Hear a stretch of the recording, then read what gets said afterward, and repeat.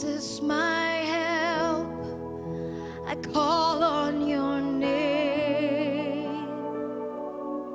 I cast my cares on you. Jesus, my hope, my tower of strength.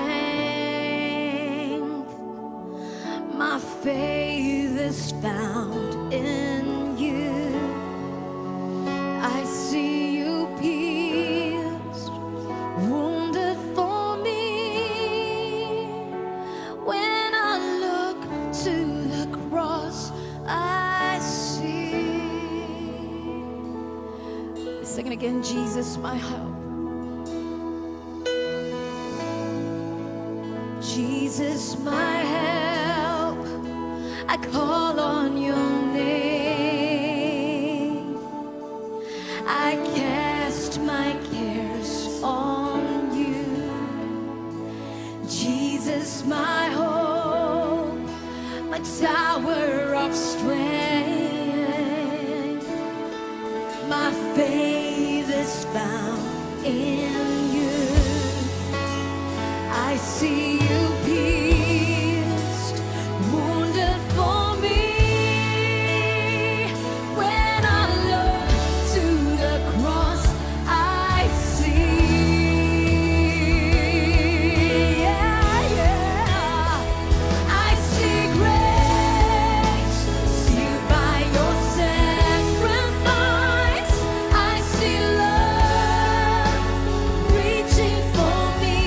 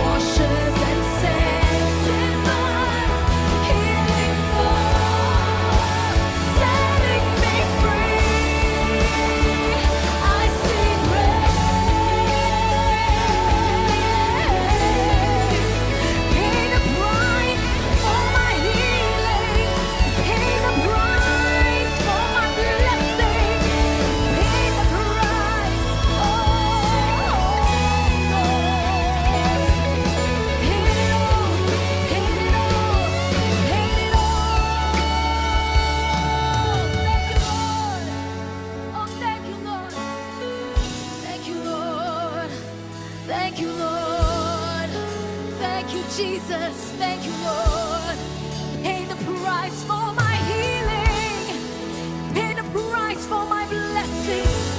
You paid the price for my sin and condemnation. Oh, Lord. Jesus, I see you, Lord. I see you pierced, wounded for me. When I look to the cross, I see. Look to you, Lord. I see you pierced, wounded for me. When I look to the cross, I see you pierced for me, Lord. I see you pierced, wounded for me. When I look to the cross, I see you for me. You took my place. Pierced for me, wounded for me, Lord. When I look to the cross, I see you pierced on the cross for me. My perfect sacrifice, oh Lord. When I look to the cross, I see, oh Lord, I see grace, sealed by your sacrifice. That's a church love reaching for me. Precious blood washes and sanctifies. Healing flows, setting me free. Jesus, I see grace, sealed by your sacrifice. I see love reaching for me, yeah. Precious blood washes and sanctifies. Healing flow, let it flow, oh Lord. I see grace, sealed by your sacrifice. I see love reaching for me, yeah. Precious blood washes and sanctifies. Healing flows, setting me free. I see grace.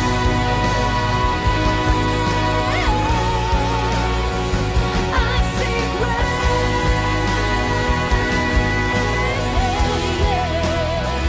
I see grace. Let it flow me. I see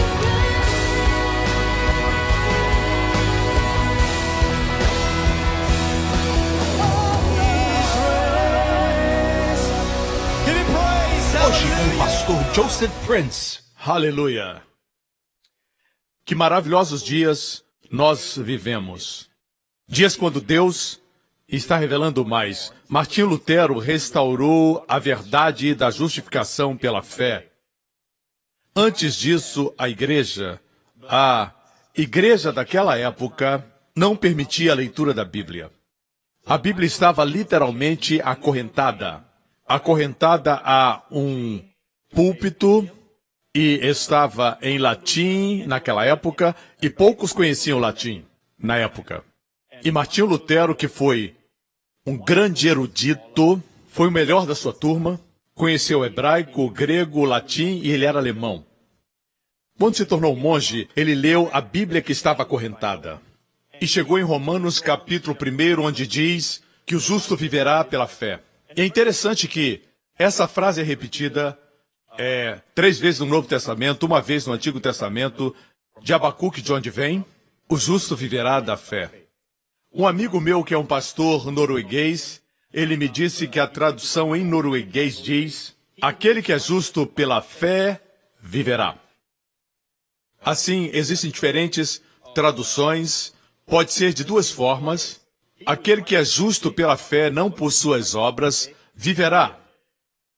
Amém?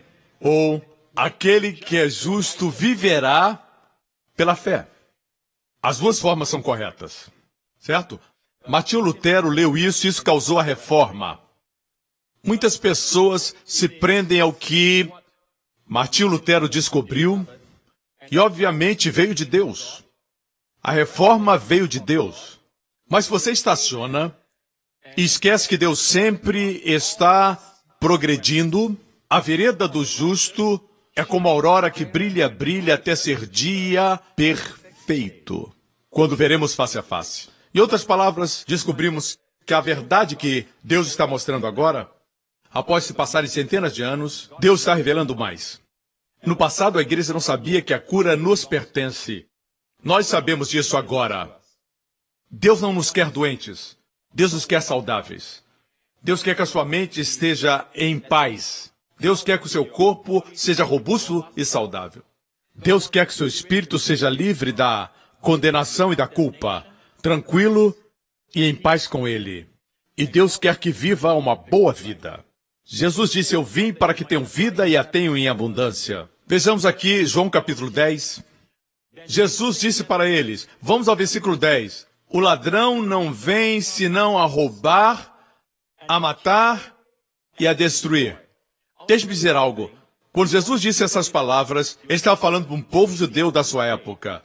E ele disse que o ladrão, e ele usa no singular, se referindo ao diabo. E o que o diabo faz? O ladrão vem roubar, sempre que sua alegria é roubada, sua saúde é roubada, seus bons relacionamentos roubados, seus filhos roubados e até os seus bens roubados, isso nunca jamais vem de Deus. Eu disse, nunca vem de Deus. Não estamos aqui para criticar as convicções de denominações ou de alguns grupos diferentes que dizem que o tempo dos milagres já passou. Não existe tempo de milagres, mas um Deus de milagres. E ele não passou. Amém? Assim eu quero que você saiba que Deus quer que você esteja bem, saudável. Ele quer que você usufrua o que Jesus chama de vida abundante. O ladrão veio fazer tudo isso, mas Jesus disse, eu vim para que tenham vida e a tenham de forma abundante. Com abundância. Vamos todos dizer isso. Outra vez. Vida com abundância. A vida abundante não consiste nos bens que você possui. Quantos carros tem, quantas casas possui. Mas consiste em... Como posso dizer? Você chega a um ponto quando diz assim, é bom estar vivo. Já disse isso? É bom estar vivo. Pode estar chovendo lá fora, o sol pode estar escondido naquele dia, é um dia escuro, talvez você tenha muitos desafios, parece que tudo está dando errado, mas dentro você diz, é bom estar vivo. Isso é vida abundante. E Jesus veio dar para você vida abundante. Posso ter um amém? Glória a Deus. Perceba que é o ladrão que vem para roubar, matar e destruir, disse Jesus. E Jesus disse, eu vim para que tenham vida e a tenham em abundância. O homem foi criado para usufruir a vida. O homem foi criado para usufruir tudo de bom que Deus deu. Amém? E quando Jesus diz, eu sou o bom pastor, e o bom pastor dá vida por suas ovelhas, o bom pastor entrega a sua vida por suas ovelhas. Em muitos sistemas religiosos no mundo, eles se aproximam de Deus através do sofrimento. Eles sacrificam suas próprias vidas, mas Jesus disse, eu entreguei minha vida por minhas ovelhas. Isso é graça. Eu disse, isso é graça. Amém? E quando li esse versículo, eu percebi que tudo que rouba sua saúde, sua alegria, sua paz, seus relacionamentos, seus filhos, seu bem-estar, não vem de Deus, é do diabo. Certo? O diabo conseguiu convencer a igreja por muito tempo que Deus tira coisas de você para ensinar a você uma lição, mas você nunca sabe que lição. Mesmo aqueles que dizem que Deus faz você ficar enfermo, para ensinar uma lição? Por que não aprende logo a lição? Para que ela pare. Depois de aprender, tinha que parar, não é? Mesmo aqueles que pregam isso, esse ensinamento errado, que Deus quer que você fique doente, quando ficam doentes, eles vão para o doutor, buscando a cura. Ou seja, querem sair da vontade de Deus. Eles têm uma teoria que nem eles mesmos acreditam. Nós, como pais, queremos o melhor para os nossos filhos. Quanto mais nosso Deus. Jesus disse, vocês sabem dar boas dádivas para os vossos filhos. Quanto mais o Pai Celestial dará boas coisas para aqueles que pedem. Posso ter um amém? A palavra de Deus é a vontade de Deus. Deus, certo, não diz algo e faz outra coisa. O homem faz isso, Deus não. E a Bíblia diz em 3 João 2, amado, desejo que te vá bem todas as coisas e que tenhas saúde, assim como bem vai a tua alma. Quando leio esse texto, vejo que ele expressa o desejo do coração de Deus. É importante saber que Deus quer o nosso bem. Deus quer que você tenha saúde e vá bem. Amém. Diz claramente que te vá bem em todas as coisas e que tenhas saúde, assim como bem vai a tua alma. A palavra de Deus é a vontade de Deus. Mas esse versículo diz mais do que isso. Ele diz, João está escrevendo para o amado Gaio, e ele expressa o desejo de Deus e diz para o seu amigo, Gaio, amado, desejo que te vá bem em todas as coisas e que tenha saúde. Ele ora para que Gaio tenha boa saúde. É isso que quero destacar para você hoje. Muitas vezes dizemos, se é a vontade de Deus que temos saúde, então isso vai acontecer. Não, você tem que orar para que aconteça. Mas se é a vontade de Deus, por que eu tenho que orar? Deus ordenou que seja assim. Você ora, e o que está nas regiões celestiais, todo suprimento se manifesta aqui na terra. Amém? Nós somos tão ligados ao corpo, às coisas materiais, que pensamos que a terra é tudo que existe. Muito antes da terra, o céu existia. No princípio, criou Deus os céus e a terra. O suprimento para tudo na terra vem do mundo invisível. Pensamos que esse é o mundo real, certo? E o mundo invisível não é tão real. Mas foi o invisível que trouxe o visível. O que não é visto trouxe o que é visto. O não manifestado trouxe o que é manifesto.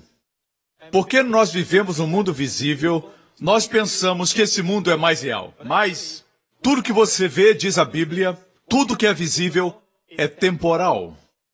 Mas tudo que é invisível é eterno. Posso ter um amém? Tendo dito isso, todo suprimento que você precisa está no céu. Todas as suas bênçãos estão nos céus. Nos lugares celestiais, diz a Bíblia. Pela oração são manifestados. Existe um ensinamento que diz, se é vontade de Deus, você não precisa orar. Vai acontecer. Isso é verdade. A Bíblia diz, amado, oro. E a palavra no grego, eukamai, é na verdade orar. Eu oro para que tudo lhe corra bem e tenha saúde. Assim como vai bem a sua alma. Qual foi a última vez que você orou para que a sua filha tivesse saúde? Qual a última vez que orou para o seu marido para que ele tenha saúde? Qual a última vez que orou por sua prosperidade e saúde? A Bíblia diz que temos que orar para que essas coisas aconteçam. Mas tem pessoas que dizem, pastor, se é vontade de Deus, por que orar? Deus sabe de tudo e é vontade de Deus. Por que então temos que orar? Temos que agradecer e receber pela fé. Não, amigo, existe relacionamento nisso. Vou contar uma história no Antigo Testamento dos filhos de Israel. Antes de serem levados cativos para a Babilônia, o rei da Babilônia naquela época era Nabucodonosor, certo? E ele veio a Israel e levou o povo de Israel cativo. E eles ficaram cativos por muitos anos. Daqui a pouco vamos falar quanto tempo, ok? Antes disso acontecer, Deus falou com eles repetidas vezes, para não adorarem ídolos, não adorarem outros deuses. Eu sou a proteção de vocês. Eu sou. Veja, sem a proteção de Deus, o ar que você respira pode ser prejudicial. Sem a proteção de Deus, não importa quanto você é inteligente, quantos PhDs você tem, você não pode estar no lugar certo na hora certa. Só Deus pode fazer isso por você. Somos tão dependentes de Deus, isso é evidente na natureza, na nossa vida, e nas circunstâncias. Não sabemos se o próximo trem ou o próximo avião será o nosso último. E nem precisamos saber. Existe já muita insegurança no mundo. Nós precisamos que Deus nos coloque no lugar certo e na hora certa. Mas Deus não vai forçar suas bênçãos. Deus não vai forçar a sua salvação, Deus não vai forçar a sua saúde, Deus não vai forçar a sua bondade sobre você. Se Deus forçasse o homem a ser o que ele queria que ele fosse, o mundo não estaria como está hoje. Deus impediria que o primeiro homem tocasse no fruto, que Deus não queria que comesse. Amém? E por que tinha aquela árvore? Porque aquela árvore tinha que estar lá, porque Deus deu ao homem livre-arbítrio. Se tudo na terra fosse bom e não existisse nada mal para o homem não teria livre-arbítrio. Se tudo fosse bom. Seria uma miragem, seria uma farsa. Porque tudo seria bom e o homem não exerceria sua escolha. Por isso Deus colocou uma árvore que não era boa para o homem, para ele exercitar sua vontade, dizendo: Deus, porque eu lhe amo, não vou comer dessa árvore. O homem fracassou. Você entende? Por causa desse fracasso, antes ninguém envelhecia, não existia enfermidade, nem estresse e nem morte. Depois disso, tudo isso veio. Mas esse não era o desejo de Deus para o homem. Deus queria que o homem vivesse para sempre, vivesse jovem, forte e saudável. Pastor, eu não creio em pecado. Você crê na morte? Crê na morte? Já esteve em um funeral? Já passou por um funeral? Porque existem funerais. Porque existe morte. Por quê? Se você aceita a morte dentro do seu coração, com toda honestidade, você aceita a morte? Como algo natural? Não. Ninguém diz sim. Algo dentro de nós diz que isso não deveria existir. Não deveríamos morrer. Sabe quem também pensa assim? Deus. O menor versículo da Bíblia diz: Jesus chorou. Isso aconteceu quando ele foi no funeral de Lázaro. Jesus chorou. Por que ele chorou? Ele ressuscitaria Lázaro alguns minutos depois. Então por que chorou? Eu creio que ele chorou porque ele os viu chorando, ele sabia que choro ia acontecer muitas vezes no futuro. Ele sabia que no plano do seu pai, o homem nunca morreria, nunca envelheceria e por fim morreria. Esse não era seu plano. Amém? Jesus ensinou a orar: seja feita a sua vontade na terra como é no céu. Alguma coisa se estraga no céu? Se tira uma flor, outra flor aparece. Nada morre no céu. Lá não existem hospitais ou cemitérios. Amém? Nada envelhece, nada morre. Deus não é velho. Você o chama de Pai Celestial, mas ele é jovem. Envelhecer é parte da decomposição, mas lá dentro dos nossos corações, sabemos que isso não era para nós.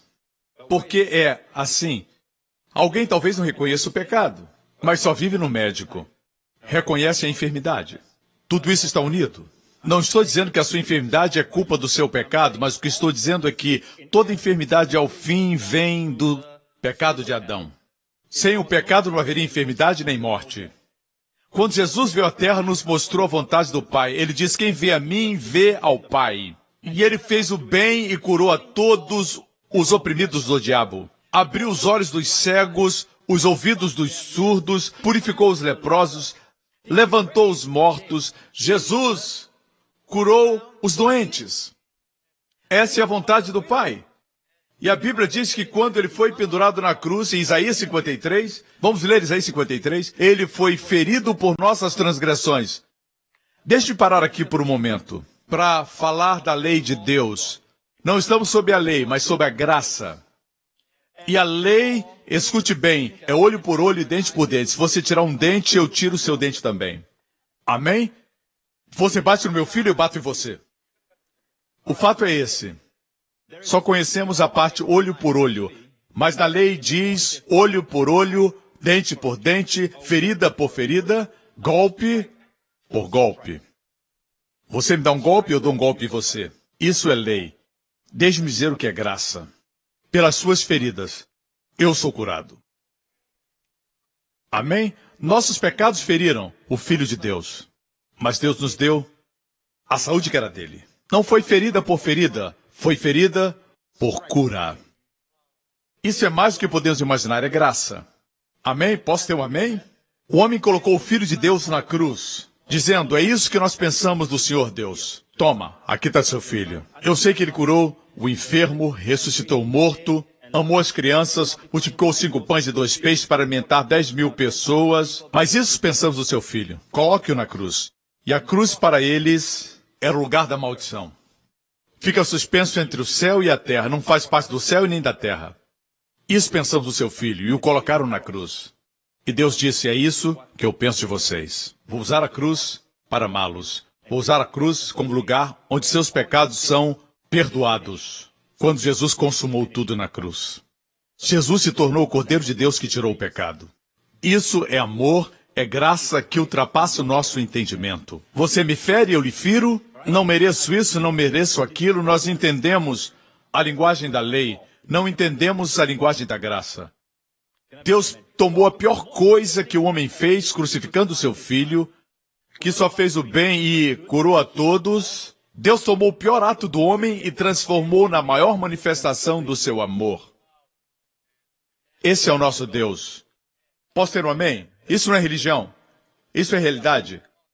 A Bíblia diz que ele foi ferido pelas nossas transgressões e moído pelas nossas iniquidades. O castigo que nos traz o shalom, nossa paz, estava sobre ele, e pelas suas pisaduras fomos curados. Pelas suas pisaduras fomos curados, pelas pisaduras de Cristo. Amém? Bilhões de pessoas na história da igreja foram curadas lendo esse versículo. Pelas suas pisaduras fomos curados. O que vou mostrar agora é que ele foi ferido por nossas transgressões e moído pelas nossas iniquidades, e mesmo assim, pelas suas pisaduras, fomos curados. Cura física. Não podemos espiritualizar isso. Escute. Deus colocou sobre o corpo de Jesus na cruz, não somente nossos pecados, mas nossas enfermidades. Pergunta, Deus odeia o pecado? Deus odeia o pecado, irmãos? Não tem problema falar na igreja. Também pode usar o seu cérebro. Deus odeia o pecado? Deus ama o pecador? Imagine que alguém que você ama tem câncer. O câncer está na pessoa. Você ama a pessoa, mas odeia o câncer. Câncer é o pecado. O ódio que tem pelo câncer é do tamanho do amor que tem pela pessoa. Deus odeia o pecado muito, porque Ele ama muito você. O pecado está em você. Como separar o pecado da pessoa? Só pela cruz. Posso ter um amém, irmãos? Assim, na cruz, Jesus levou nossos pecados. E veja isso, Ele também levou nossas enfermidades. Você escutou? Ele levou suas enfermidades. Agora, Deus odeia o pecado? Outra vez, Deus odeia o pecado? Os que estão nas galerias, Deus odeia o pecado? Aqueles lá perto do céu, Deus odeia o pecado? E estão tão gloriosos e brilhantes que eu não posso ver. Dá para ver meus olhos? Meus olhos refletem a glória e o brilho que eu vejo em vocês. Sim, Deus odeia o pecado. Você precisa entender que Deus odeia a enfermidade. Por isso colocou sobre Jesus, na cruz. Assim como Jesus levou os pecados que Deus odeia, Ele levou a enfermidade que Deus também odeia. Você precisa entender que Deus odeia a doença. Quando Jesus via um enfermo, Ele queria curá-lo. Quando estava aqui na terra, você deve saber que Deus odeia a doença. Quando oramos pelos doentes, às vezes pensamos que temos que convencer a Deus. Deus está lá. Olhe um pouquinho mais. Talvez eu cure hoje. Talvez seja convencido, porque a enfermidade faz você muito mais paciente. Se curar, posso estragar o processo. Mas tente. Temos essa ideia sobre Deus. Precisamos de arrependimento. Mudança de nossa mente a respeito de Deus. Isso é arrependimento. Deus odeia a doença. Eu sei porque o mesmo corpo que levou nossos pecados, levou nossas enfermidades. Se Deus deu para Jesus carregar, é porque Ele odeia a enfermidade e a doença. Amém? Vou dizer mais. Deus odeia a morte. Deus odeia a morte. Toda lágrima que derrama quando alguém da família morre, Jesus sente, por isso Jesus chorou. Porque essa não é a vontade de Deus. Amém? Não seja tão infantil para dizer coisas assim. Pastor, por que Deus não move o braço e resolve tudo? Deus poderia até acabar com todo mundo e começar uma nova criação. Deus não precisa ser politicamente correto. Ele não tem que impressionar ninguém.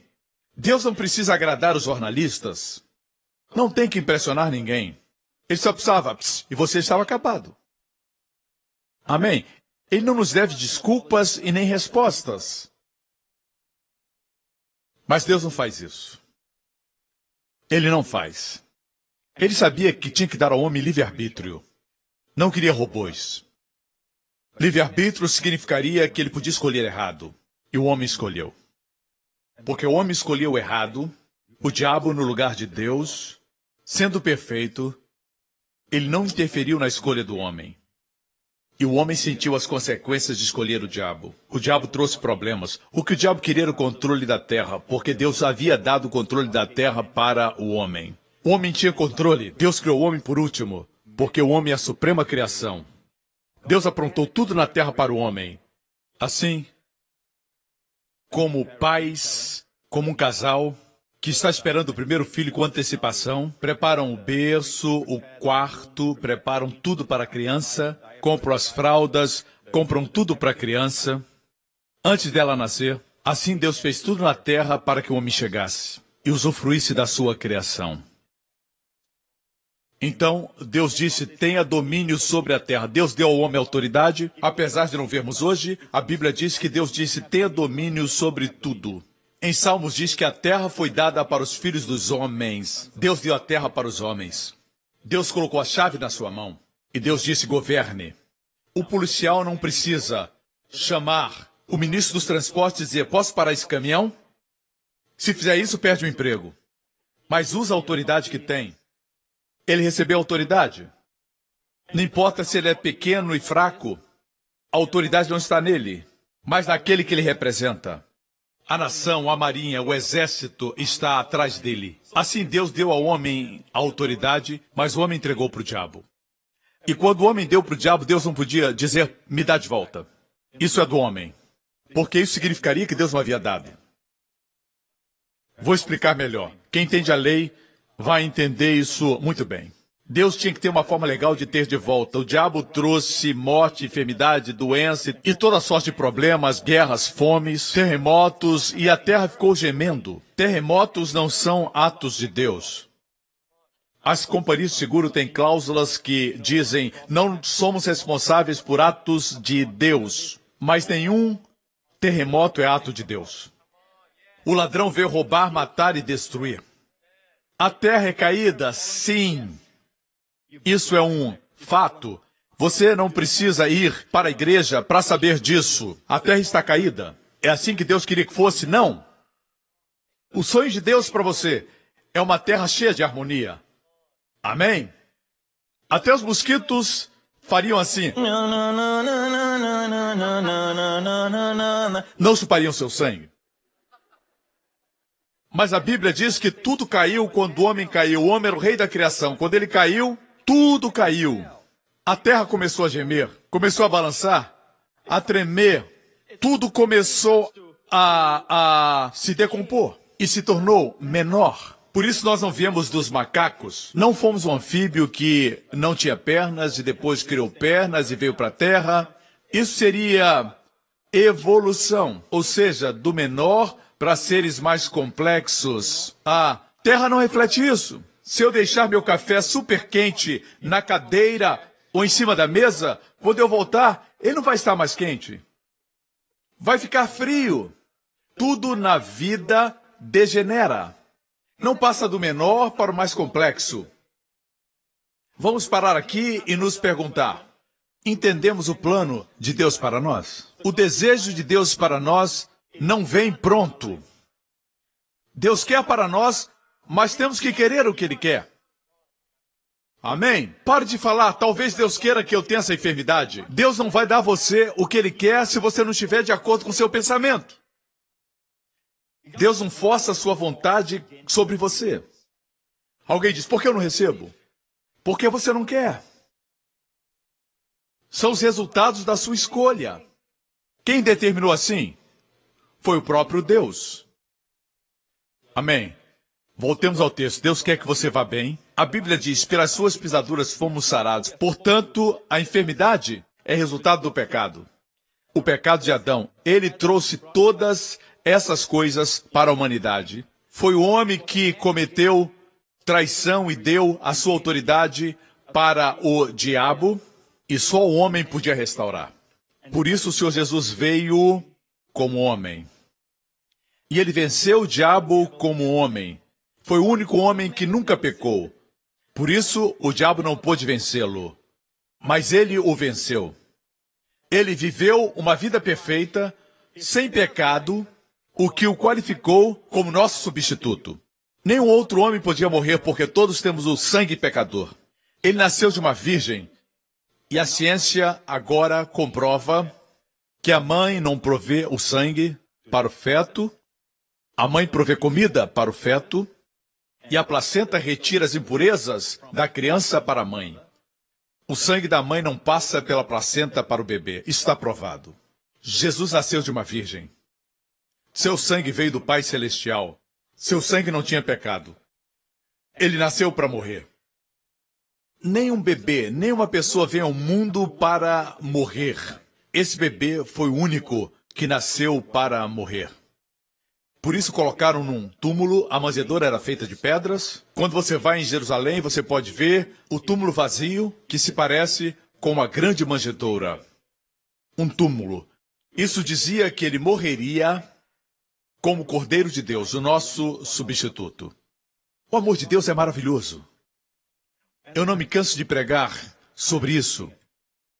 Oro para que você não se canse de escutar. E continue gostando. Posso ter um amém? Assim, Deus quer que ele vá bem, não quer dizer que esteja bem. Deus quer a sua cooperação. Orar para que isso aconteça. Amém? Voltemos para 3 João 2. Amado, oro para que você tenha boa saúde e tudo lhe corra bem, assim como vai bem a sua alma, assim como é katos no grego, que quer dizer, na mesma proporção. Da mesma maneira que a sua alma vai bem, que você tenha boa saúde. E, ao mesmo tempo, corra bem ou prospere no grego está na voz passiva. Tenha boa saúde no grego está na voz ativa. Por que digo isso? Você sabe que é voz passiva e ativa, não é? Na passiva você é aquele que recebe. Na ativa você é aquele que dá ou que faz. Certo? Mas vá bem ou prospere está na voz passiva. O que significa quando sua alma prospera, muitos prosperam no exterior.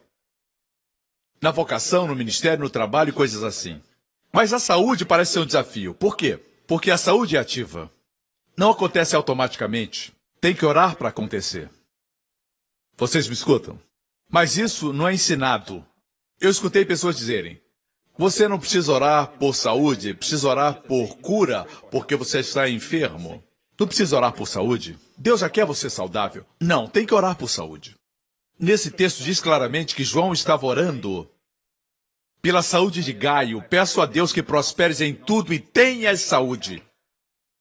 Oro por todos vocês e por aqueles que estão assistindo, que prosperem em tudo e que o Deus e Pai Celestial conceda a vocês saúde divina. Saúde que é divina, não a saúde natural que se adquire na academia, com exercício e com a dieta, Senhor, mas saúde divina. Independente disso, saúde robusta, saúde plena e total. Eu oro por eles, todos que me escutam, em nome de Jesus, e todo o povo diga amém. Você sentiu? Me sinto bem. Me sinto bem. Agora, se eu sou um pastor e penso assim, talvez Deus queira que você tenha saúde, talvez Ele não queira. O que será, Sara? Abraão. O que será, será? Podemos orar, mas não sei se vai acontecer. Isso não é ativo. Não é ativo. Na última mensagem que preguei, falei de Jesus lavando os pés dos discípulos, uma das últimas ações antes de ir para a cruz. os discípulos o viram lavando os seus pés. Posso fazer uma pergunta? Os discípulos sofriam de alguma enfermidade quando ele lavou seus pés? Eles tinham alguma necessidade prática? Tinham alguma necessidade? Eles sentiam dor ou tinham uma doença para que ele lavasse os pés deles? Escute, foi puramente uma ação para confortá-los. Foi para conforto de seus corpos. Não era para resolver nenhuma necessidade. Excluindo a verdade espiritual, falo do ato físico. Não tinham nenhuma necessidade. Não estavam enfermos. Foi só para lhes dar conforto. Uau! Que gentileza! Que amor! Que graciosidade! Ele ministrou para os seus corpos físicos. Nosso Deus se sacrificou por nós. Não podemos entender com o nosso entendimento humano. Só com a luz de Deus podemos entender. É por isso que a graça não é natural. Temos que falar dela o tempo todo. Amém? Há algo mais sobre esse texto. Assim como tua alma prospera. João escrevia para Gaio como ele tinha certeza que a alma de Gaio prosperava. Porque Gaio acreditava no Evangelho da Graça. Como eu sei disso? Próximo versículo. Sempre temos que ver o contexto. Pois folgo muito quando os irmãos vêm dar testemunho da tua verdade, como tu andas em verdade. Andar em verdade. O que é andar em verdade? É crer no Evangelho. Vou provar isso daqui a pouco. Caminhar na verdade é sinônimo de crer no Evangelho da Graça. Amém? Não tenho maior alegria do que saber que meus filhos andam na verdade. Vou deixar isso por agora. Eu li o contexto e você viu por que Gaio prosperava. Porque ele caminhava na verdade. Alguns generalizam e dizem andar na verdade é andar na palavra de Deus. Veja, eu acredito na palavra de Deus. E creio que a palavra de Deus não é a inspiração de uma ideia, mas é a inspiração palavra por palavra. Eu já disse isso antes. Eu acredito que de Gênesis até o Apocalipse, até o último versículo de Apocalipse, tudo é inspirado. Mas dizer que andar na verdade é andar na palavra é generalizar. Até a lei era a palavra de Deus, naquela época. Andar na verdade é caminhar no Evangelho. Eu vou provar. Vamos ao incidente na vida de Pedro e Paulo. E Maria. Maria não, Pedro e Paulo. Ok, Pedro e Paulo. Quantos sabem que Pedro foi salvo antes de Paulo? Paulo foi salvo depois da morte e ressurreição. O primeiro encontro que Paulo teve, Jesus já estava à destra do Pai. Pedro caminhou, dormiu, gastou tempo, viu os milagres de Jesus por 3 anos e meio. Amém? Foi Pedro. Pedro foi aquele que foi usado para trazer o evangelho para o centurião romano, Cornélio, e toda a sua casa foi salva. Esse foi Pedro. Pedro foi aquele que se levantou em Atos 15 em defesa do evangelho e da graça. E mesmo assim houve um momento na vida de Pedro que Paulo teve que repreendê-lo. Uau! Veja aqui, Gálatas 2:11. Quando, porém, Pedro veio a Antioquia, enfrentei-o face a face por sua atitude condenável.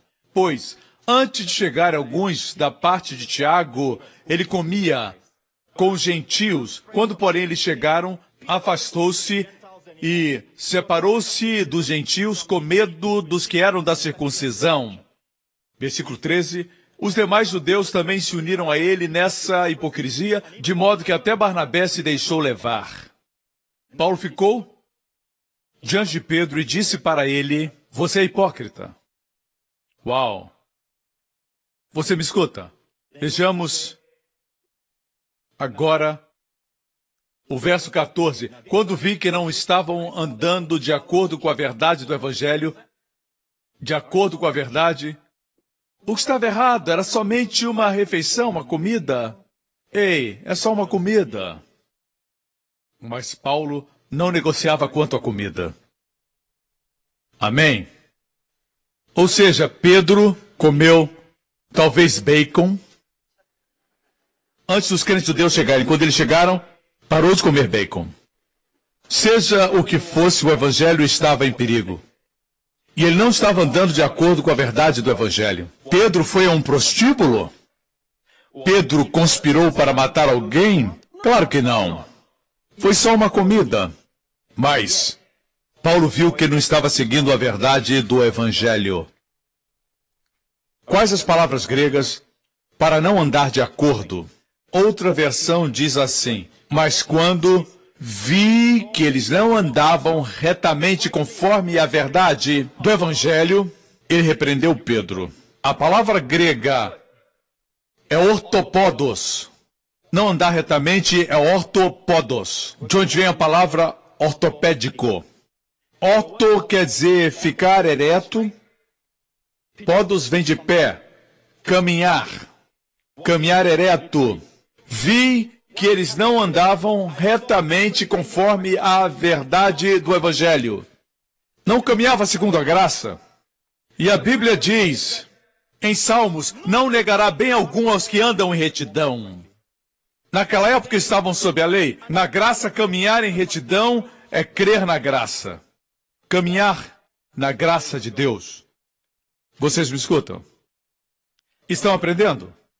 Ok, voltemos para 3 João. Quando você anda na verdade e crê no Evangelho, você prospera. E você tem saúde, mas você tem que orar. Precisa orar. Mesmo sendo vontade de Deus, você precisa orar. No Antigo Testamento, eu comecei a dizer isso para você. No Antigo Testamento, Deus disse para não adorarem ídolos, e Deus enviou profeta após profeta, mensageiros para adverti-los a não se apartarem dele.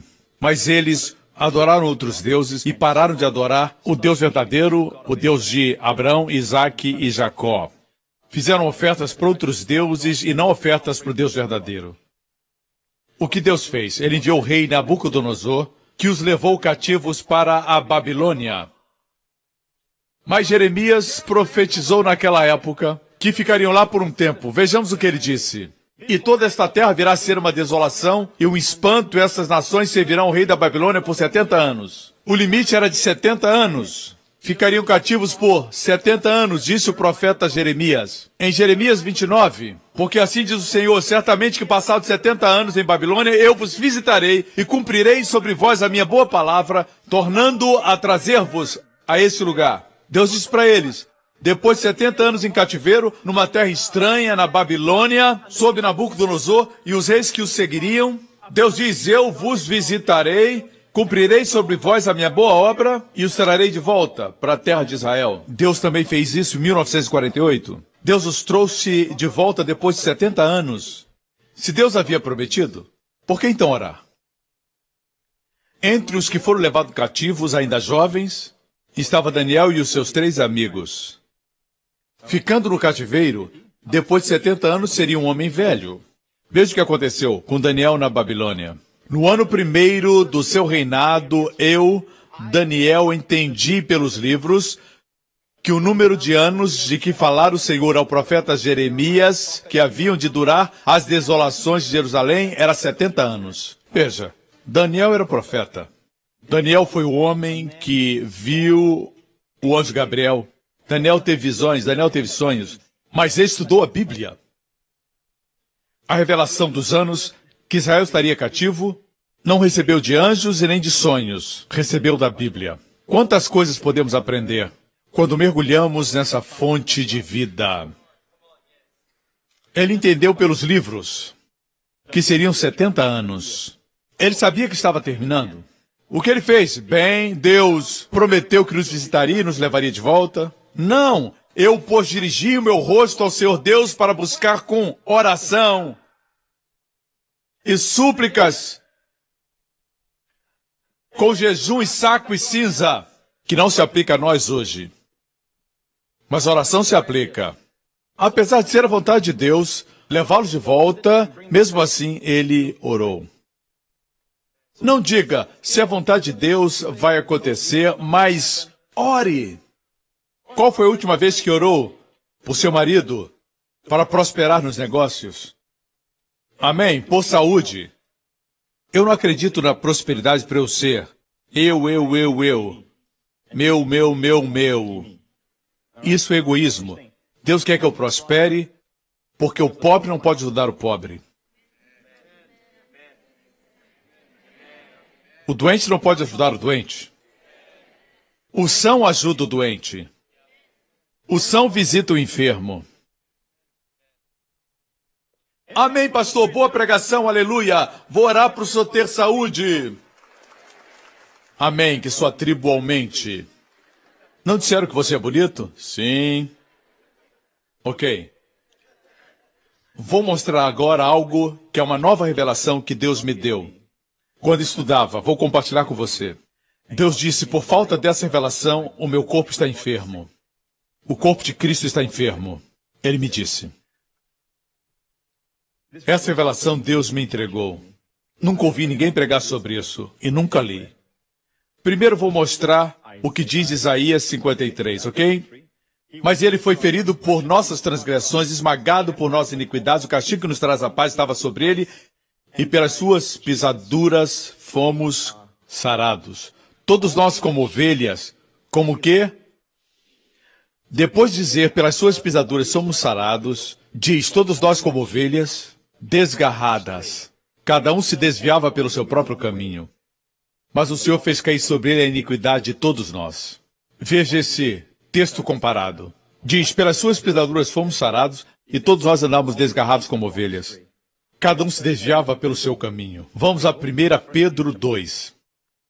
Levando ele próprio os nossos pecados em seu corpo sobre o madeiro, a fim de que, mortos aos pecados, vivamos a justiça, por suas pisaduras. Fostes sarados, certo?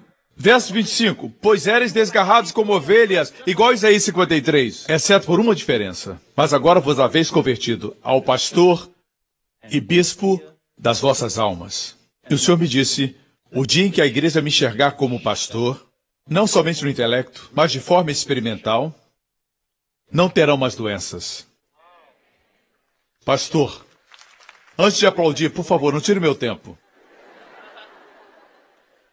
De todas as figuras de Deus na Bíblia, no Antigo e no Novo Testamento combinados. No Antigo e no Novo Testamento, Deus é representado como uma rocha, um lugar de refúgio. Deus é apresentado como um fogo. Deus é apresentado como um rei. De todas as figuras de Deus no Antigo e no Novo Testamento, a mais usada, a primeira, é a de pastor.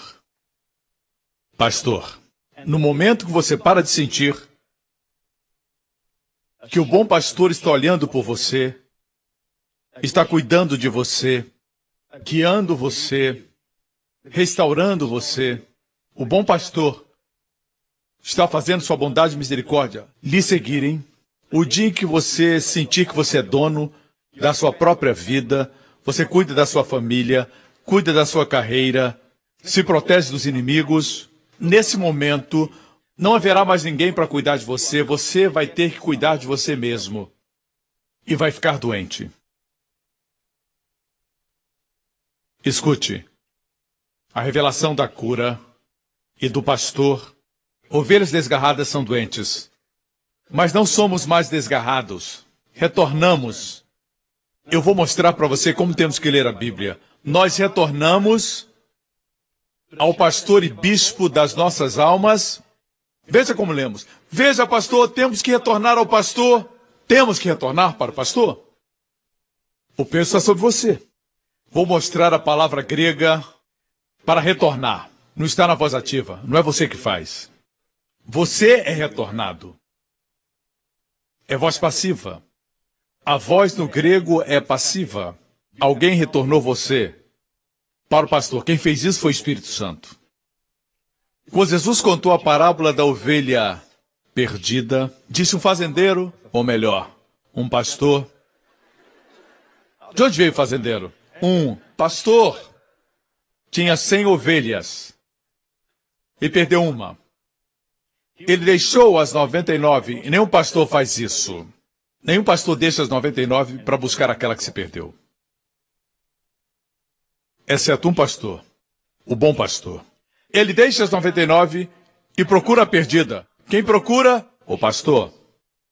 Nós queremos buscar por Deus. Tem que procurar Deus. Tem que buscar Deus. Você encontrou a Deus? Deus está perdido? Alô, você está perdido? Eu estou perdido. Voltemos.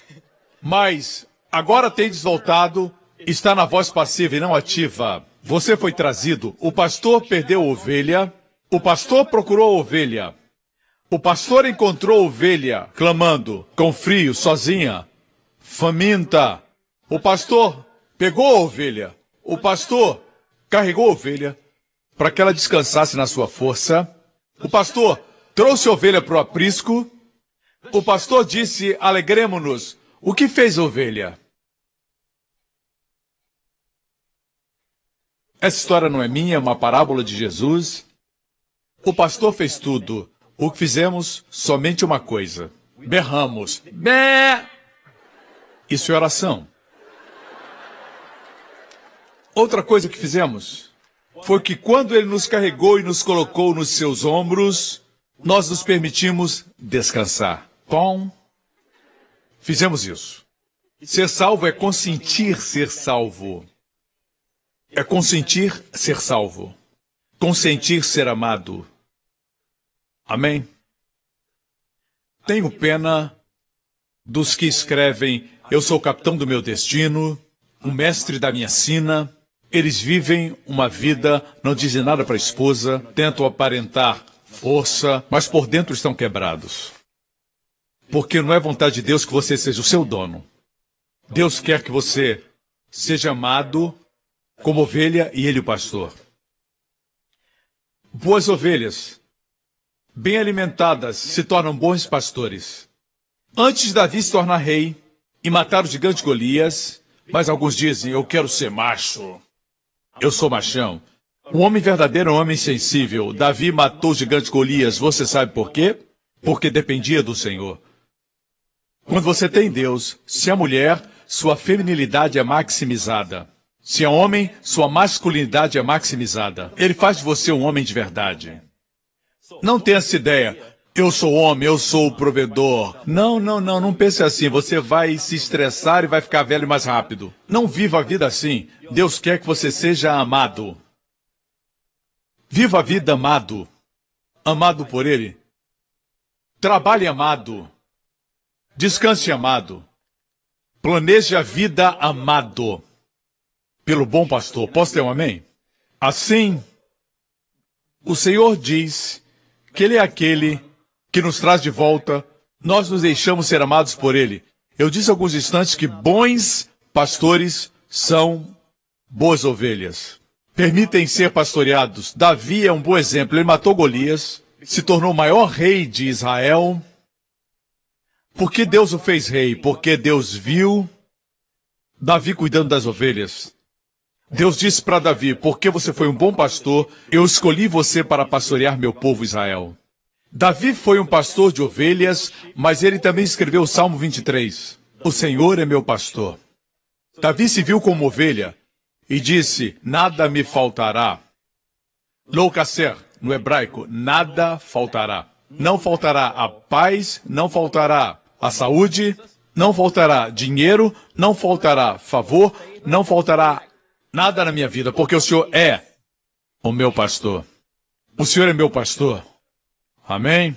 Depois diz, me faz deitar. Ele deita por conta própria? Não. O Senhor o faz deitar em pastos verdejantes. Ele me guia, não sou eu que me guio. As águas tranquilas. Refrigera a minha alma. Refrigera a minha alma. Amém, irmãos?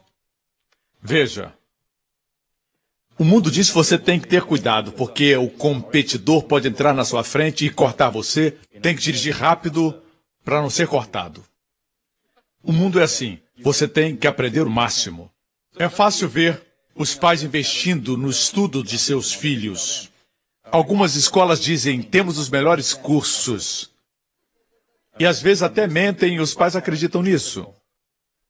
Porque querem o melhor para os seus filhos. As classes ficam todas cheias. Nem todas as escolas são ruins, mas existem muitas escolas que não são boas. Você tem medo e coloca os filhos na melhor escola porque tem medo que eles fiquem para trás. Mas se eu disser que o bom pastor, que é mais alto, enxerga mais distante, não comete erros, ama você, vai cuidar dos seus filhos. Por que não viver amado? Por que não viver descansado? Pastor, se perder as oportunidades, se perder, perdeu. Hã? E se meu filho não passar nas provas? Simples, ele não passou. Não é o fim do mundo. Pode conseguir um emprego ganhando mais do que uma pessoa graduada. Existem casos assim. Faça o seu melhor, mas sem estresse. Viva a vida descansada. Temos um bom pastor. Eu disse um bom pastor. Escuta. Eu preparo minha pregação, mas quando chego aqui esqueço algo. Se esqueço, esqueci. O que eu lembro, eu lembrei. Eu confio que o pastor suprirá o alimento porque você é responsabilidade de Deus. Amém? Eu não sou o sumo pastor, eu estou sob o bom pastor. Eu descanso, ele supre. Davi disse, guia-me. Esse prédio que você está, nós não brigamos por ele. Tinha um outro lugar menor que nós íamos adquirir. Eu orei por aquele lugar, criei que Deus nos daria, escapuliu entre os nossos dedos. Eu disse para as pessoas que estavam procurando o lugar, que se fosse para ser nosso, seria nosso. Não devíamos nos apegar. Se Deus falar, a rocha, a água fluirá. Se Deus não falar, e você espremer a rocha, algo vai fluir. Seu sangue. Viva a vida, amado. Ele cuida, ele é o bom pastor. Davi sabia disso. Salmo 23, o Senhor é meu pastor, nada me faltará. Deitar-me faz em pastos verdejantes. Guia-me às águas tranquilas. Refrigera a minha alma. Guia-me pelas veredas da justiça por amor do seu nome. Mesmo que eu ande pelo vale da sombra e da morte, não temerei mal algum, porque tu estás comigo. São figuras do pastor e das suas ovelhas. Teu cajado me conforta. Preparas uma mesa perante mim na presença dos meus inimigos. Unges a minha cabeça com óleo e meu cálice transborda. Bondade e misericórdia me seguirão. Ele se enxergava como ovelha. Bem cuidado, guiado, protegido. Bondade e misericórdia me seguirão. E ele se tornou um grande pastor. As últimas palavras de Jesus para Pedro, antes da ascensão, foram essas. Apacenta meus cordeiros, pastoreia minhas ovelhas, apacenta minhas ovelhas. Amém? Nos desgarramos e não acreditamos que, pelas suas pisaduras, fomos curados. Mas temos voltado ao pastor das nossas almas. Viva curado. Amém? Vou concluir com isso. Em Jeremias 23. O mundo está experimentando uma revolução da graça. Em todas as partes. Capítulo 23, verso 3. De todos os países para onde os tiver afugentado, vou compartilhar duas coisas. Uma é o cumprimento da profecia no mundo e, em segundo lugar, a aplicação pessoal. Ajuntarei os que restam do meu rebanho.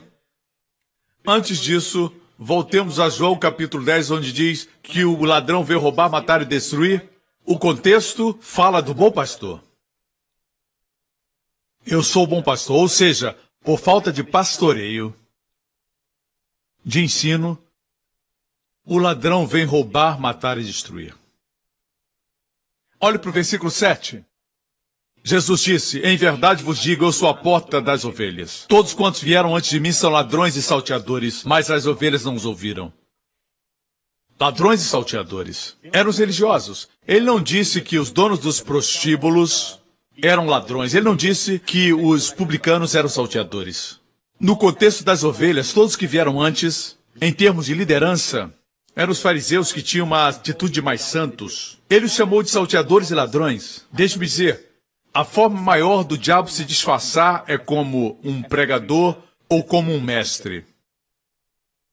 Que dizem que Deus quer que você esteja doente, esteja sem dinheiro, esteja sofrendo, em tribulação. O sofrimento dos cristãos é a perseguição. Por crer em Deus, esse é o único sofrimento. Por estar firme na fé. Além disso, Você não pode sofrer doenças. Deus não quer isso. Se tem dor, não tenha vergonha. Peça por cura.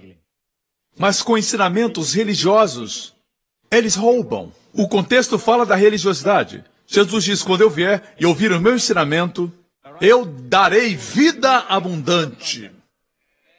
Mas os ladrões está no plural. Mas leamos o versículo 10. Ele personifica o ladrão no mesmo contexto da religião. Vou ler o testemunho de uma senhora da Austrália. Talvez o seu filho esteja sofrendo disso e quero encorajar você. Mesmo que esteja enfrentando sintomas no seu corpo, dos seus amados, essa verdade vai libertar você. O nome dessa senhora é Ruth e ela escreveu, eu cresci com asma e por isso não podia praticar esportes intensos. Tinha muito medo quando sofria um ataque de asma. Ouvi histórias de pessoas que morreram com ataque de asma. Na minha adolescência, os médicos disseram que se eu tivesse asma até ter 16 anos, teria pelo resto da minha vida. Com 18 anos, ainda tinha ataques de asma. Amava o Senhor e o servia desde bem novinha, mas tinha um temor a Deus negativo. Note que existe um temor a Deus negativo e um positivo. Quando alguém tem medo de Deus, isso vem do diabo. Pensei que Deus talvez estivesse me punindo com a asma. De onde veio esse pensamento? De líderes religiosos. O ladrão vem para roubar, matar e destruir. Não entendo pessoas que ensinam para as pessoas que Deus traz doença. Isso sim que é doentio.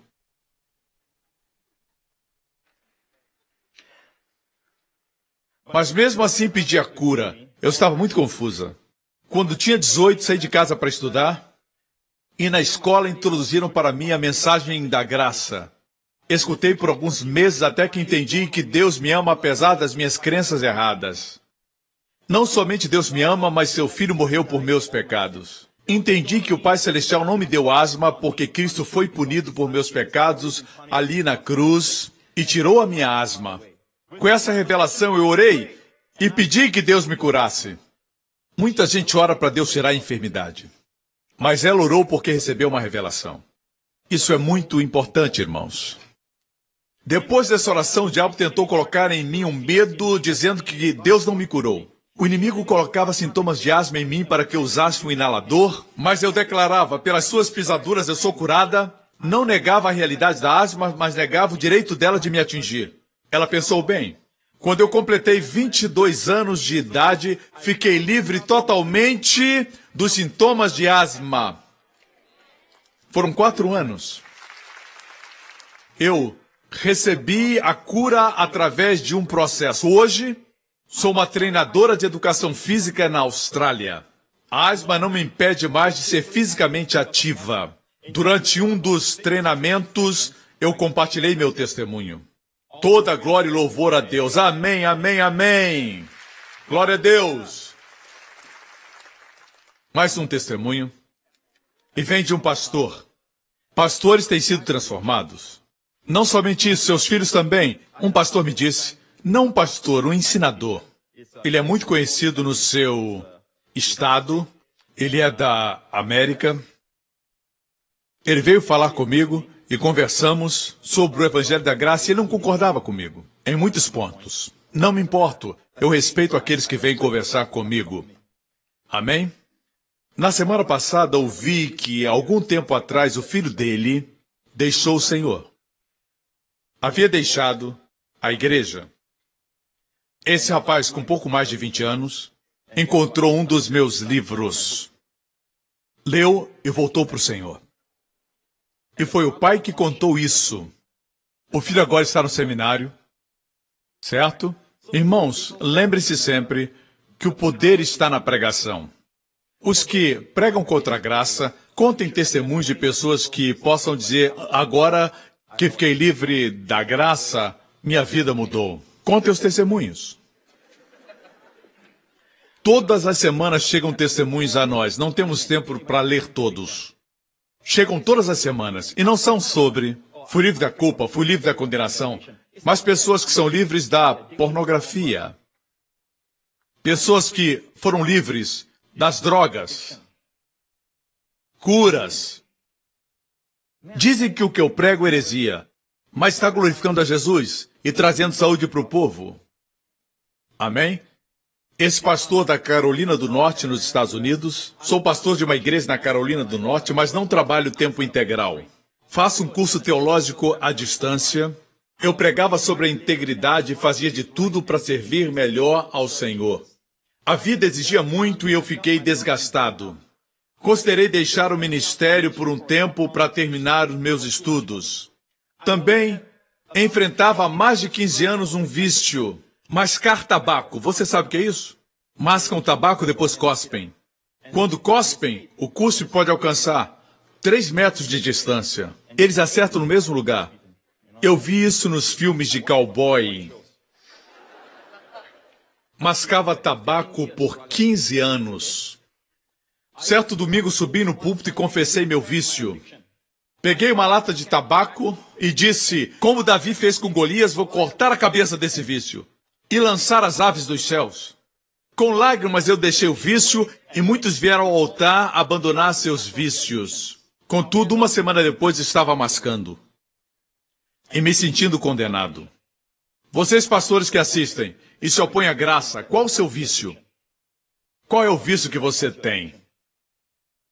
Ao fim, só sabe quem vive. Alguns dizem, eu sou um livre pensador. Você é realmente livre? Pensar em mulheres nuas o tempo todo não é liberdade. Pensar porcaria o tempo todo não é liberdade. Você não é um livre pensador, você é um escravo. Veja, quando Jesus o liberta, é verdadeiramente livre. Não diga eu sou livre pensador, você não tem liberdade. O seu pensamento é sempre o mesmo. Eu quero que você seja um pensador livre. Deus quer que você seja livre. Pense com liberdade. Tem uma diferença. Eu aprendi hoje que devemos ser pensadores livres. Por isso eu fico em problemas. 15 anos de vício. Eles querem que pareça que nós estamos escravos e eles livres. Eles é que são escravos. São servos do diabo, não conseguem deixar de pensar certas coisas na sua mente. Com pessoas que fumam, dizem que podem parar quando quiserem. Eu posso parar quando eu quiser. Os piores vícios são aqueles que você não admite. Quem está enfermo precisa de um médico. Não existe condenação. Não existe condenação. Se você está preso a algo, foi para isso que Jesus veio. Jesus diz, não precisa dissimular. Venha a mim, eu amo você do jeito que você é. Eu vou libertá-lo. Os fariseus eram os que não recebiam. Deixe-me concluir. Esse pastor tinha um vício há 15 anos, mascar tabaco. Mesmo tendo renunciado ao vício, as pessoas vieram à frente e em uma semana voltou ao vício. Uma semana depois voltei ao vício e me sentia condenado. Eu tenho certeza que os outros que vieram à frente também não tiveram a vitória completa. Eu lutei e tentei deixar o vício muitas vezes. Eventualmente encontrei o ministério de Joseph Prince e um amigo me deu o livro Destinado a Reinar. Fiquei impressionado com o que li e ouvi, porque nunca havia escutado o evangelho desse jeito. E essa verdade começou a me libertar. Ouvi o pastor Prince pregar um sermão onde dizia que a solução era parar de tentar, vencer por mim mesmo e confessar, Senhor, eu não consigo, mas o Senhor pode. É isso que eu fiz, parei de tentar mascar tabaco. Não me sentia mais culpado, eu confessava, mesmo tendo esse vício, Deus continua me amando. Eu agora posso testificar que estou livre do vício por 7 meses. Sempre que me dá vontade, eu digo para o Senhor, eu sei que o Senhor tem algo para mim que é melhor do que o tabaco. Glória a Deus. A mensagem do favor imerecido mudou minha vida e ministério. E agora estou pregando e ensinando a graça toda vez que subo no púlpito. Aleluia! Glória a Deus! Vamos concluir com esse texto. Jeremias 23, olha aqui. Eu mesmo reunirei os remanescentes do meu rebanho de todas as terras para onde os expulsei e os trarei de volta à sua pastagem, a fim de que cresçam e se multipliquem. Diz, de todas as terras, isso está acontecendo nos nossos dias. Deus está trazendo o povo judeu de todas as partes do mundo. Estão voltando para Israel. Seja por que razão for, Deus está cumprindo a profecia e trazendo-os de volta para a sua terra. Isso não podia se cumprir no dia de Jeremias porque eles vieram de um só lugar, Babilônia. Essa profecia para nós viriam de todas as terras. Os judeus estão voltando e continua: estabelecerei pastores sobre eles. A revelação do pastor e de suas ovelhas é forte nos dias atuais. Por isso as enfermidades serão um fator decrescente entre o povo de Deus por causa dessa revelação dos pastores. Estabelecerei pastores que cuidarão deles. Cuidarão, não baterão nas ovelhas. Alimentarão. A palavra pastor e a palavra alimentar é a mesma palavra no hebraico. Rahá. Vejamos o hebraico. No hebraico é assim, rahá. O hebraico se lê da direita para a esquerda, como o chinês. Resh, Aim e Rei. Rei é o símbolo da nossa igreja, nosso ícone, nossa marca. Usamos rei porque é uma figura da graça. Já preguei sobre isso, não vamos gastar tempo. Significa graça. Rahá é pastor ou alimento. A mesma palavra para pastor e alimento. Ok? Agora veja isso. Do que temos que nos alimentar? Da graça. Rahá. Nos alimentar da graça. Se removermos a letra da graça, rei, quando se remove, o que resta no hebraico? Ra. Ra é mal. Sem a graça, você se alimenta do mal. Quando as pessoas comem o mal, se alimentam de vícios, se alimentam de escravidão, mesmo sabendo que é prejudicial, eles dizem que pode parar quando quiserem, mas ficam cada vez mais escravos, as mãos tremem quando não têm, e não vivem a vida abundante, porque não se alimentam da graça. Quando não existe graça, só resta o mal. Rahá. Voltemos à profecia e vamos concluir. Estabelecerei sobre eles pastores que cuidarão deles, e eles não terão medo. 3 coisas acontecem quando está sob um pastoreio ungido. 3 coisas acontecem quando você está sob um pastoreio que procede de Deus. Não tem medo, primeira coisa. Em segundo lugar, não terão pavor ou desencorajamento. Em terceiro lugar, nada lhes faltará. O Senhor é meu pastor, nada me faltará. 3 coisas: não terão medo, nem pavor e nem falta de nada. Seja falta de saúde, falta de suprimento, nada faltará, diz o Senhor. Assim, vemos que o pastor os alimenta, mas com que os alimenta? Quando isso acontece? Verso 5. Dias virão, declara o Senhor, em que levantarei para Davi um renovo justo, um rei que reinará com sabedoria e fará o que é justo e certo na terra. Em seus dias Judá será salvo, Israel viverá em segurança, e este é o nome pelo qual será chamado: o Senhor, a nossa justiça. O Senhor o quê? Ei, você não é sua própria justiça. Não tem que suprir sua própria justiça. Não tem que fazer nada. Deus é a sua justiça. Você é você, eu sou eu. Mas Deus é a nossa justiça. Quando Jesus é a minha justiça, Deus olha para mim como se eu fosse perfeitamente obediente à lei. Aqui, o contexto diz que o pastor os alimenta com a graça. Os alimenta com a revelação da sua justiça e não da justiça deles. Sua justiça é uma dádiva. Diz aqui o que acontece quando se alimentam da graça. Não tem medo, pavor ou falta. Fala qual é o alimento, o Senhor é a nossa justiça. E diz também quando isso vai acontecer. Portanto, vem dias, diz o Senhor, em que não mais se dirá: juro pelo nome do Senhor que trouxe os israelitas do Egito. Lembra da história de Moisés e dos 10 mandamentos? O povo de Israel dizia: Deus nos tirou do Egito. Esses dias se foram, ficaram no passado. Mas se dirá: juro pelo nome do Senhor que trouxe os descendentes de Israel da terra do norte. O que está no norte? Pegue uma régua e risque uma linha de Jerusalém até o norte e vai chegar à Rússia, especificamente a cidade de Moscou. E nos anos 80, na nossa época, nós vimos os judeus retornarem para Israel da Rússia. Agora retornam de todos os países. Deus diz que esse é o tempo quando veremos a revolução da graça. Estabelecerei pastores que alimentarão com a revelação da justiça. Amém? Viverão na sua própria terra. Igreja, essa é a revolução da graça. Foi profetizado. não é algo para uma igreja, um ministério, maior do que igrejas e ministérios. Isso é para o reino de Deus. Deus está fazendo. Deus diz que não precisa temer. Você tem medo? Então escute o ministério da graça. Seja pastoreado. Líderes, alguns ensinam que o pastor tem que ser um administrador, mas Deus diz que tem que ser um pastor. Alguns dizem que o pastor tem que ser um mentor. Deus diz que tem que ser pastor. Não deixe o ensinamento do mundo entrar. Você é pastor. Você é pastor. Mais um versículo. Mateus 9.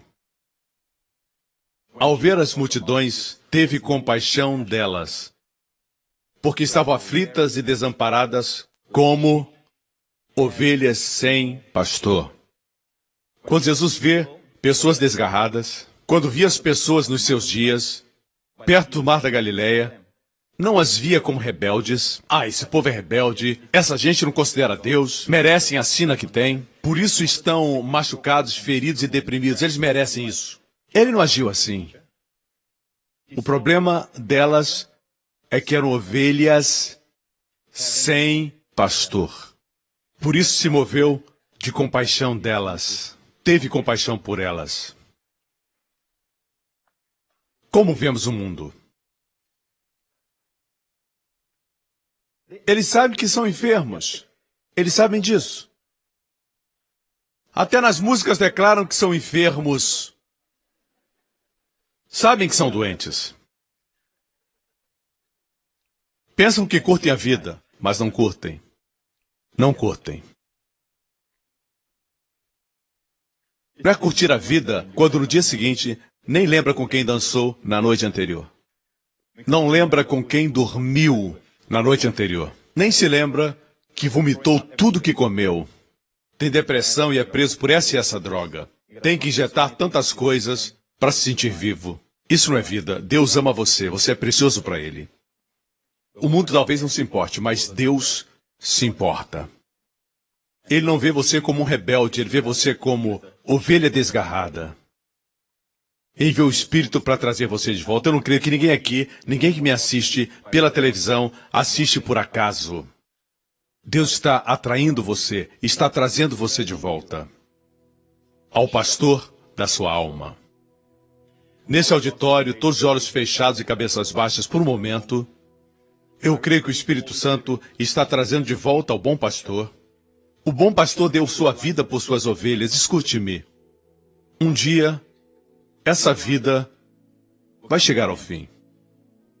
Ninguém gosta de comparecer a funerais, porque lembra que tudo tem fim. O que para o mundo é o fim, para o crente é o começo. É uma promoção.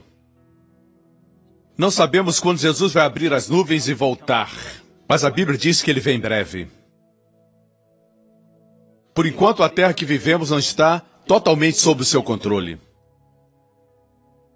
Esteve no passado, mas Ele deu ao homem. E o homem entregou o diabo, e Jesus veio e tomou de volta, mas Ele deu para a igreja e disse: é-me dado todo o poder na terra e nos céus. Portanto, ide. Agora está nas mãos da igreja, por isso precisamos orar pelo que queremos que aconteça. Nós precisamos orar. Quando entrar no avião, ore por proteção. Quando viajar, ore para que Deus o coloque no lugar certo na hora certa. Nos negócios, ore, por favor. Triste, muito triste é o casamento do homem que diz para os seus amigos: eu não digo para minha esposa que a amo. Ela sabe que eu amo. Eu dou dinheiro, eu dou provisão, por isso sabe que a amo. Se perguntar à esposa, ela vai dizer: seria muito bom que ele dissesse: eu amo você. Frequentemente. Isso é oração, amigo. A questão não é eu sei, Deus sabe, Deus sabe. Deus quer que você diga para Ele que o ama. Deus quer que você peça a Ele. Jesus disse: se vocês sabem dar boas dádivas aos vossos filhos, quanto mais o vosso Pai Celestial vos dará boas coisas, escute, para aqueles que pedem. Peça a Deus. Se quer longa vida e está vendo os amigos morrerem jovens, já pediu a Deus? Senhor, me conceda longa vida. E diga a Deus, vou usar essa vida longa para a sua glória. Para viver uma vida de propósitos. Não boiando por aí, os peixes mortos boiam. Não boie na vida. A vida é muito preciosa para ficar boiando. Você pode nadar. Você está vivo. Se esse é você, amigo, e você quer que Jesus seja o seu salvador pessoal, você quer voltar ao pastor e bispo da sua alma, se esse é você, faça essa oração comigo. Vocês também que estão assistindo a Igreja Grace Revolution. Se alguém está assistindo que ainda não é um crente, aqui está a sua grande oportunidade de colocar sua confiança em Cristo para a sua salvação. Em Cristo somente. E de agora em diante, não precisa mais se preocupar, porque Ele cuida de você. Com sua vara, para proteger dos lobos, seu cajado, para ajudá-lo quando cair. Mesmo se estiver no precipício, refrigera a sua alma. Ele tira o estresse e dá uma paz que ultrapassa o entendimento. Se esse é você, faça essa oração comigo. Todos orando, ninguém olhando para os lados. Diga, Pai Celestial, eu não creio que é por acaso que estou ouvindo essa mensagem hoje. O Senhor me ama e foi sua vontade eu ouvir essa palavra. Sou grato porque em amor por mim, o Senhor enviou seu Filho Jesus para morrer na cruz por meus pecados. E o Senhor ressuscitou dos mortos no terceiro dia, como declaração de que fui justificado. Obrigado, Pai. Jesus conquistou a morte por mim. Jesus Cristo está vivo. Jesus Cristo é meu Senhor e Salvador. O Senhor é o meu pastor e nada me faltará. De agora em diante, certamente, bondade e misericórdia me seguirão todos os dias da minha vida. Em nome de Jesus. Amém, amém, amém. Glória a Deus, aleluia. Fique de pé agora. Lembre-se, por alguma razão, por causa da aliança e do relacionamento, Deus quer que você diga, mesmo sabendo o que precisamos, para que se manifeste. Como é no céu, seja na terra. Lá não existe enfermidade. Seja feita a tua vontade na terra como é no céu. Vamos orar por proteção. Ovelhas não são capazes de cuidar de si mesmas. Confiamos no Senhor e descansamos. Vivemos uma vida de alegria, de amor. Amém? Levante a sua mão nesse lugar, onde quer que você esteja assistindo, bem como na Igreja Grace Revolution. O Senhor abençoe você e sua família. Com as bênçãos do Pai Abraão, o Senhor faça você cabeça e não cauda. Que o Senhor faça você capaz de emprestar e não pedir emprestado. Os inimigos virão por um caminho e fugirão por 7 caminhos. Bendito sejam os seus filhos, sua esposa. Seja uma feliz mãe de filhos. O Senhor o abençoe e bênçãos e riquezas estejam na sua casa. Você não terá falta de nada. Que a paz de Deus governe seu coração, mente e emoções. O próprio Deus preserve você e os seus amados de todo o mal, de toda enfermidade, da morte prematura. O Senhor proteja você, e você e sua família estejam no lugar certo, na hora certa, todo o tempo. O Senhor levante o seu rosto sobre você e seus amados, e lhes conceda sua shalom, paz, bem-estar. E em nome de Jesus, oro para que você prospere em todas as coisas e tenha saúde, assim como sua alma prospera. Em nome de Jesus. E todo o povo diga, amém. Glória a Deus. Aleluia. Aleluia. Obrigado por sintonizar no programa de hoje. Esperamos que tenha sido uma bênção para a sua vida. Para mais informações sobre o programa da Igreja New Creation, acesse o site ncctv.org.sg. Lá você poderá se inscrever para receber um devocional diário do pastor Joseph Prince. Seja incentivado e fortalecido todos os dias e saiba o quanto Deus lhe ama através desses devocionais. Acreditamos que o seu dízimo pertence à igreja que você frequenta e oramos para que você seja grandemente abençoado, altamente favorecido e profundamente amado.